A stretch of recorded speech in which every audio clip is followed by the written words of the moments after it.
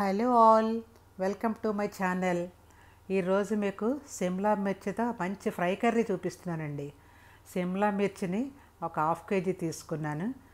ఆ మిర్చిని బాగా నీళ్ళలో కడిగి ఆ ముచ్చుకలు తీసేసి 1 ఇంచ్ ముక్కల కింద కట్ చేసి పెట్టుకోవాలి. 2 ఉల్లిపాయలు, అలాగే 4 లేదా 5 పచ్చిమిరపకాయలు. ఉల్లిపాయలు కూడా తొక్కలు తీసి పెద్ద సైజు ముక్కలుగా కట్ చేసి పెట్టుకోవాలి. ఇప్పుడు స్టవ్ పైన మూకుడు పెట్టి మూకుడు వేడెక్కిన తర్వాత అందులో నూనె వేసి నూనె వేడెక్కిన తర్వాత ముందుగా కట్ చేసి పెట్టుకున్న ఉల్లిపాయ ముక్కల్ని వేసి వేయించుకోవాలి. ఎక్కువ వేగే అవసరం లేదు, పచ్చివాసన పోయే వరకు వేగితే సరిపోతుంది. ఇప్పుడు ఇందులో కొద్దిగా ఉప్పు, ఈ ఉల్లిపాయ ముక్కలకు సరిపడా ఉప్పు వేస్తే సరిపోతుంది. అలాగే కొద్దిగా పసుపు, ఒక 4 లేదా 5 పచ్చిమిరపకాయలు, ఒక చిన్న చింతపండు ముక్క ఒకటి, జస్ట్ కర్రీకి టేస్ట్ కోసమైనా, పులుపు ఉండాల్సిన అవసరం లేదు, వేస్తే కూరకు మంచి టేస్ట్ వస్తుంది. ఇవన్నీ కలిపి ఒక్కసారి వేగనివ్వాలి. పచ్చివాసన పోయే వరకు వేగితే సరిపోతుంది. ఇదిగో ఈ రకంగా వేగాయి కదా. వేగిన తర్వాత ఇప్పుడు ఇందులో శనగపిండి, ఒక 4 జీలకర్ర, కొద్దిగా శనగపిండి,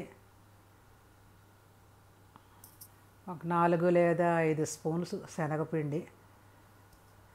కొంచెం ఎక్కువ వేసుకున్నా కూడా టేస్ట్ బాగుంటుంది, వేసుకోవచ్చు. ఈ హాఫ్ కేజీకి అయితే ఒక జనరల్గా 5 to 6 స్పూన్స్ వరకు సరిపోతుంది.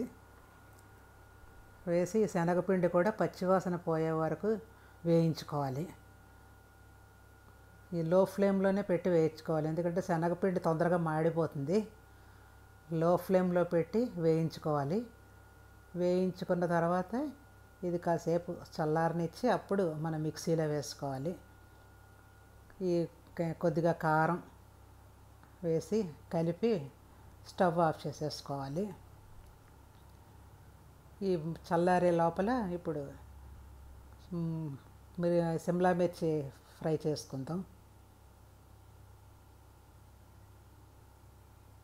మొత్తం ఇక మిక్స్ అయిపోయింది అంతాను. ఇప్పుడు దీన్ని మిక్సీ జార్లో వేసుకొని గ్రైండ్ చేసి పెట్టుకోదు. మరీ మెత్తగా ఉండకూడదు, కొంచెం కచ్చాపచ్చాగా ఉంటే బాగుంటుంది కూరకి.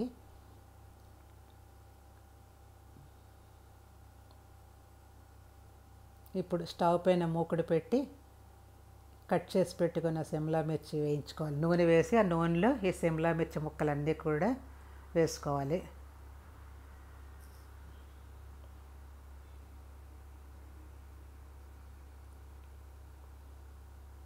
ఇవి చాలా తొందరగానే ఫ్రై అయిపోతాయండి. కొద్దిగా పసుపు, అలాగే ఈ ముక్కలకు సరిపడా ఉప్పు వేసి కలిపి మూత పెడితే ఒక 5 నిమిషాల్లో మిర్చి మెత్తగా అయిపోతుంది.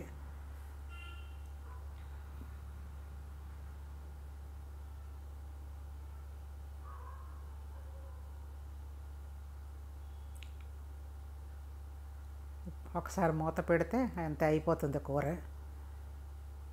ఇప్పుడు మూత తీసి చూసారా ఎలా అయిపోయిందో, చాలా ఫాస్ట్గా అయిపోయింది ఇది.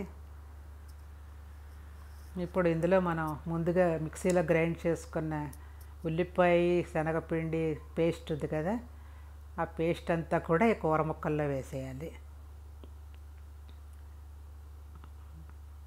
వేసి స్టవ్ లో ఫ్లేమ్లో మాత్రమే పెట్టి చేయాలి ఈ కూరలన్నీను, లేకపోతే మాడిపోతాయి, టేస్ట్ అంతా పోతుంది కూరకి. ఇప్పుడు ఈ పేస్ట్ అంతా కూడా ముక్కలన్నిటికీ పట్టేలాగా మొత్తం కలుపుకోవాలి. కలుపుకొని లో ఫ్లేమ్లో ఒక 5 minutes అలా ఉంచేస్తే కూర మొత్తం ఫ్రై అయిపోతుంది. ఇది రైస్లోకి తినచ్చును, ఇది ఉత్తిగా స్నాక్స్ కింద కూడా దీన్ని తినచ్చును. చాలా రుచిగా ఉంటుంది, ఈవినింగ్ స్నాక్స్లో కూడా ఉపయోగపడుతుంది. ఇదిగో మొత్తం అంతా ఈ రకంగా ఫ్రై అయ్యే వరకు వేపుకోవాలి. మిర్చి బజ్జీ తింటున్నట్టుగా ఉంటుంది టేస్ట్, చాలా బాగుంటుంది. మీరు ట్రై చేయండి. Thank you for watching.